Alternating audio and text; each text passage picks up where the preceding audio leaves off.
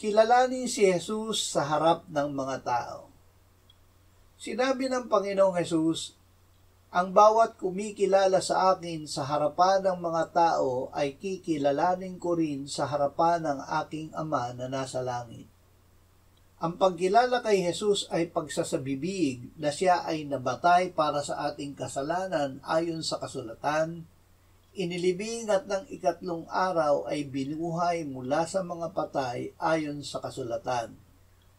Ito ay pagpapahayag ng Ebanghelyo na kapangyarihan ng Diyos para sa kaligtasan ng bawat sumasampalataya.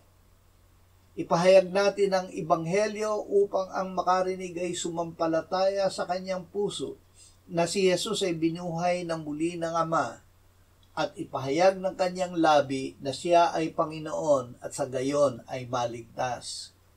Tunay ka.